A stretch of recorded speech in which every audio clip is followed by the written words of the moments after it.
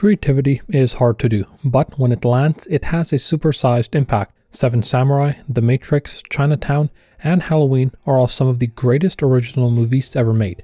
This video is not about those movies.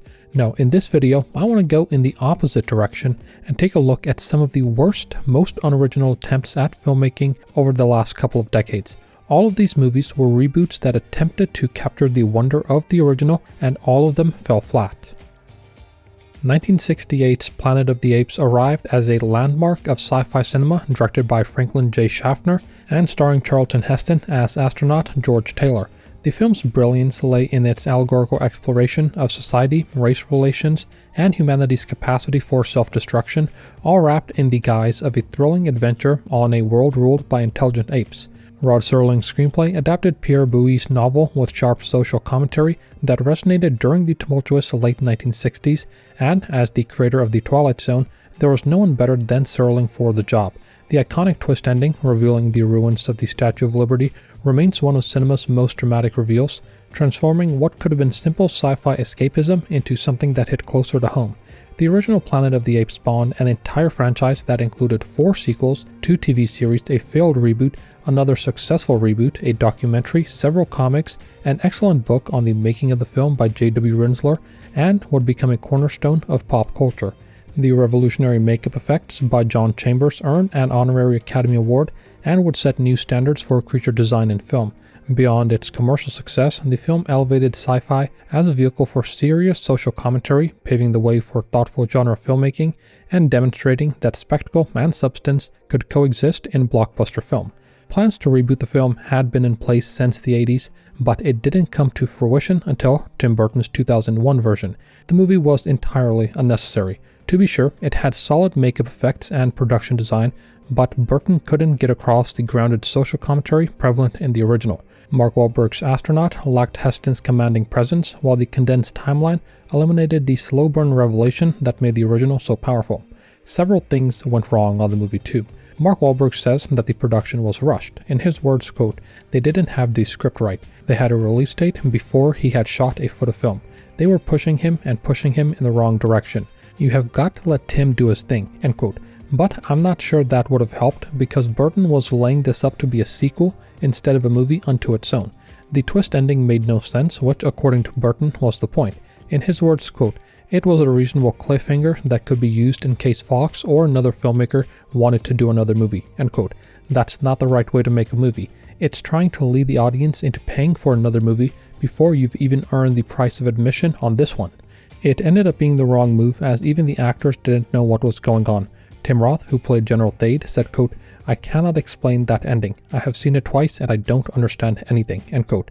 Not what you want one of your leads saying. The box office was solid, but plans of a sequel collapsed under the weight of negative word of mouth and a reluctance from those involved to return to the world. Reviewers noted that, while adequate, it was entirely unnecessary. The franchise went dormant until it was successfully rebooted in 2011, again with Rise of the Planet of the Apes. The original Mighty Morphin Power Rangers TV series debuted in 1993, combining Japanese Super Sentai footage with American scenes featuring teenagers who transformed into colorful superheroes. The show became a cultural phenomenon among kids, blending martial arts action, giant robot battles, and simple moral lessons about teamwork and friendship. Despite its low-budget aesthetic and often ridiculous dialogue, Power Rangers captured lightning in a bottle with its cast of heroes, catchy theme song, and the wish-fulfillment fantasy of ordinary teens becoming powerful warriors. The franchise's initial movie in 1995 capitalized on this popularity, delivering what fans wanted with higher production values while maintaining the show's earnest, campy spirit. Is it some hidden masterpiece that more people should be aware of? No, but it does the job it needs to do. Kevin Thomas of the LA Times put it well, quote, "Mighty Morphin Power Rangers, the movie, brings the popular TV series to the screen with a barrage of spectacular special effects, a slew of fantastic monsters, a ferociously funny villain, and, most important, a refreshing lack of pretentiousness," end quote. Power Rangers would transform into a merchandising juggernaut and multi-generational franchise that has produced over 30 seasons across various iterations. The brand's influence extended far beyond TV, spawning toys, video games, and comics. While the show's quality varied across different seasons and iterations, the core concept of teenagers working together to overcome evil resonated with audiences worldwide. The franchise proved resilient, continually reinventing itself for new generations while maintaining a devoted fanbase that grew up with the original series and passed their nostalgia on to their children. I spent many a day watching the show, and while I don't watch it anymore, those are memories that I'm going to treasure forever. The 2017 reboot attempted to transform Power Rangers into a grittier superhero origin story for a more mature audience. Well, as gritty as Power Rangers could possibly be, but to be fair, gritty is not a word that I typically associate with Power Rangers. This approach, of course, fundamentally misunderstood what made the franchise appealing. The film leaned into the teen angst aspect, and as a consequence of how the movie's set up, they don't morph into their iconic suits until the final act. The movie took itself far too seriously, stripping away the colorful fun and earnest cheese that defined Power Rangers in favor of a darker aesthetic that satisfied neither nostalgic adult fans nor the franchise's core younger audience. When the action finally arrived, the over-reliance on CGI and murky visuals made the climactic battle feel generic rather than exciting. Keith Watson, running for Slant, put it well, quote, "Power Rangers is so concerned with launching a mature teen-targeted franchise that it often forgets to have some fun," end quote. Made on a $100 million budget, the film pulled just $142 million at the box office. For that budget, they could have probably made 30 more seasons. Needless to say, the film was a flop. Director Dean Israelite blamed the PG-13 rating, intimating that a PG rating would have been better. Honestly, I doubt that very much. This was a movie that seemed embarrassed by its source material, which turned off older fans and lacked the oomph that a DC or Marvel movie might have with the general audience. It could have been a decent tribute, but instead it struggled to justify its own existence. Disney's 2003 Haunted Mansion film starring Eddie Murphy was made in the same vein as Pirates of the Caribbean: The Curse of the Black Pearl. Here was another successful ride that the House of Mouse could capitalize on. Both were released in the same year. One went on to becoming a landmark franchise, while the other didn't. The movie followed a realtor and his family as they encountered 999 ghosts in a Louisiana mansion, mixing family-friendly scares with Murphy's signature comedy. While the film had impressive production design, director Rob Minkoff struggled to balance horror and humor, ultimately creating a tonally confused product. That, of course, is just the bane of horror comedies. They're difficult to pull off well. Sure, it had its charm, but it wasn't a particularly great film. The film barely managed to double its $90 million budget and got pretty bad reviews. Its performance sat in stark contrast to Pirates of the Caribbean's massive success that same year, demonstrating that adaptation quality mattered more than the attraction's popularity. Nevertheless, the film found a small cult following on home video among families who appreciated its harmless, if forgettable, entertainment value, and Disney never stopped hoping to eventually crack the code on bringing their haunted attraction back to life. Still, it seemed like an odd candidate to be up for a reboot. Not well regarded and not particularly successful, but plans for a reboot, somehow, someway, had been in the works since 2010. It wasn't a smooth process for the aforementioned reasons, and cycled through a number of actors and directors. A reboot eventually happened in 2023 with Justin Simien at the helm and an ensemble that included Lakeith Stanfield, Tiffany Haddish, Owen Wilson, Danny DeVito, and Jamie Lee Curtis. Impressively, the film managed to cost more and made less than the 2003 version. In doing the reboot, they managed to make the same mistakes as with the first one. It had a confused identity, trying to be a drama about grief, a spooky family adventure, and a comedy, succeeding at none of these. Simian's screenplay buried genuinely interesting ideas about loss and moving on beneath an overstuffed plot that introduced too many characters without developing any of them meaningfully. The movie's visual effects looked surprisingly cheap for a Disney production, the scares were non-existent, and the comedy fell flat despite the talented cast's best efforts, resulting in a film that felt like it was assembled by committee rather than crafted with vision. Moira MacDonald, writing for the Seattle Times, wrote, quote, "Ultimately, Haunted Mansion feels like the ghost of a movie. Just a fleeting shadow, one you can barely remember in the morning," end quote. That's probably one of the harshest things you can say about a film. A good or bad film can at least stick with you, but being forgettable is the worst thing that a film can be. It was an odd film to try and reboot at all. The original didn't really justify it, and it was fine to let it stand on its own. Disney wound up losing $117 million on the reboot. Knowing them, however, I wouldn't be surprised if we get another Haunted Mansion movie in the 2040s. John Milius's 1982 Conan the Barbarian is one of the defining sword and sorcery films, introducing Arnold Schwarzenegger as Robert E. Howard's legendary Cimmerian warrior in his first major starring role. The film followed Conan's journey to becoming a powerful warrior seeking revenge against Thulsa Doom, the sorcerer who murdered his family and destroyed his village. Milius crafted an operatic epic that took its pulp source material seriously, combining brutal violence with philosophical musings on the nature of power, civilization, and the will to survive. Like in The Terminator, Schwarzenegger's limited dialogue actually enhanced his portrayal of the stoic primal warrior. The film became a cultural touchstone and helped define the sword and sorcery genre for a generation. This is the film that launched Schwarzenegger's career as a global action star. He had a few roles before it, including, as I learned while reading Nick DeSemlin's The Last Action Heroes, a 1970 flick called Hercules in New York, which was his first acting gig in 1970. The film's aesthetic influenced countless fantasy films, video games, and heavy metal album covers, while its philosophical approach to heroic fantasy proved that pulp material could be treated with artistic seriousness. Critics, for some reason, did not like that.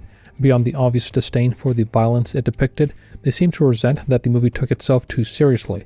That's one of the reasons that the movie is so enjoyable though. It's earnest to what it is, or what it's trying to be. It would get a sequel, Conan the Destroyer, as well as a spin-off of sorts, Red Sonja, before eventually being rebooted.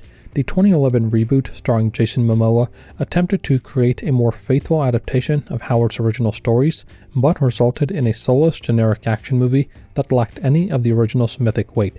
Director Marcus Nispel, who'd previously rebooted the Texas Chainsaw Massacre in 2003 and Friday the 13th in 2009, delivered uninspired action sequences that felt like they could be in any other generic fantasy film of the period as opposed to anything distinctively Conan. Momoa brought a physicality to the role, but apparently he wasn't a fan of the movie. In a GQ interview, he alluded to studio interference on the film, saying, quote, "I've been a part of a lot of things that really sucked, and movies where it's out of your hands. Conan was one of them. It's one of the best experiences I had, and it was taken over and turned into a big pile of shit," end quote.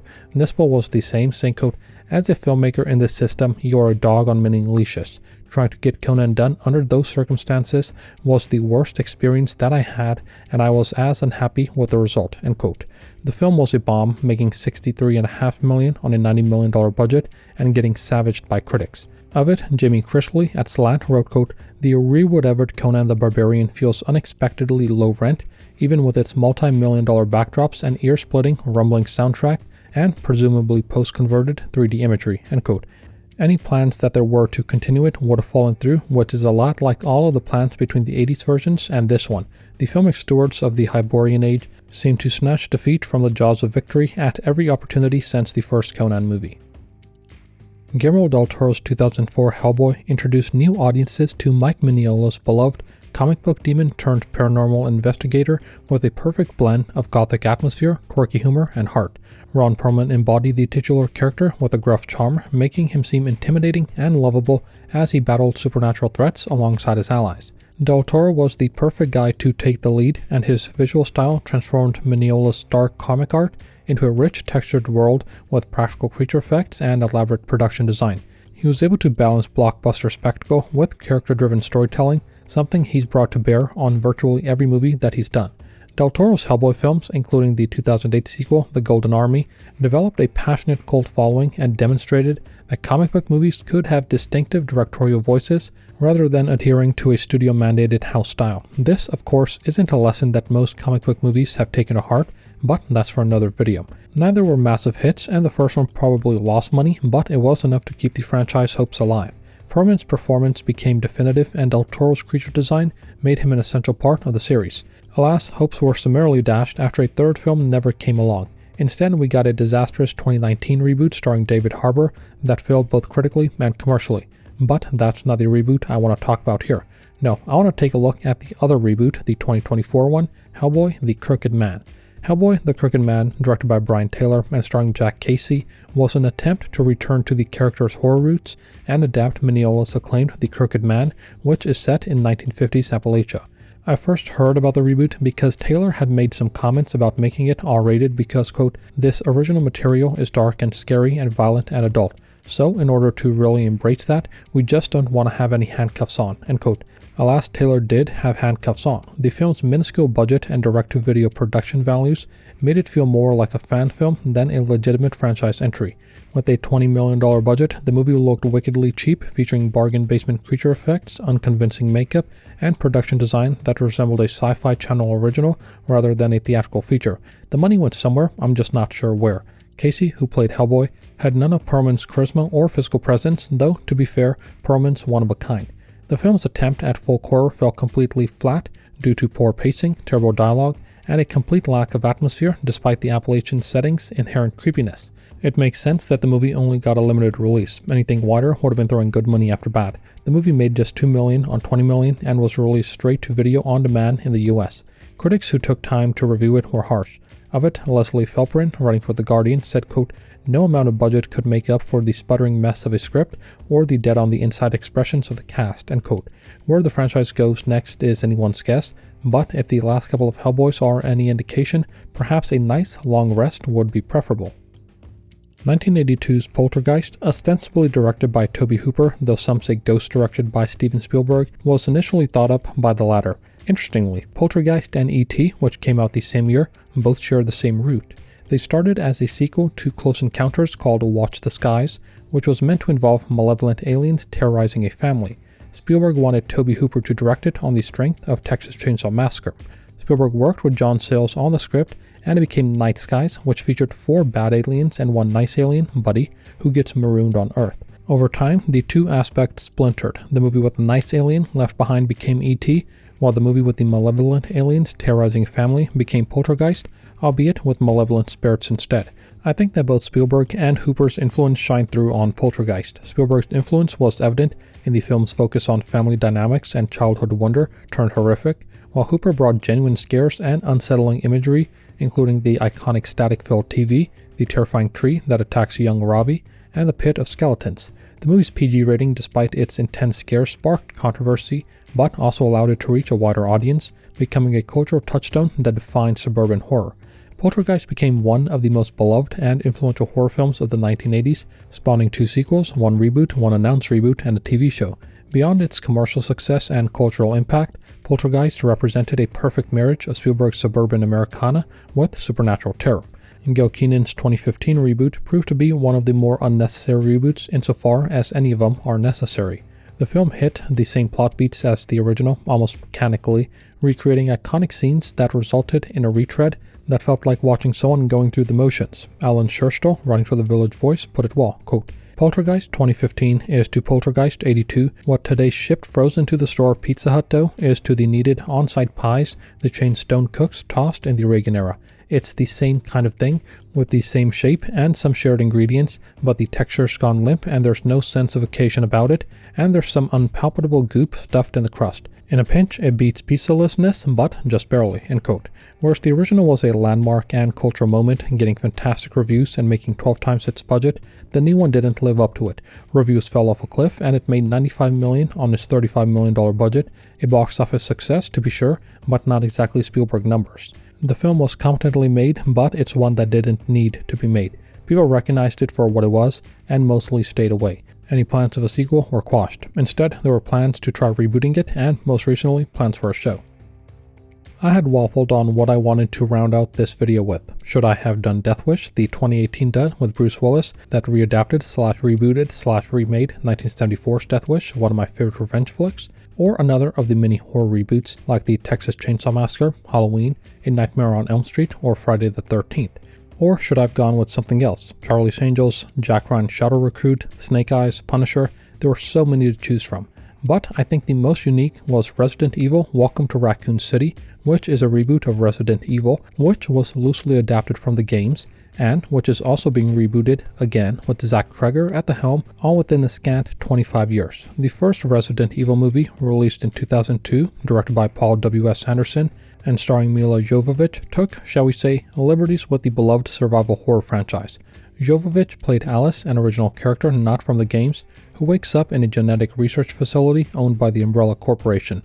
A zombie outbreak occurs and consumes the complex that she's in, kickstarting what would become a 6-film franchise before it was rebooted.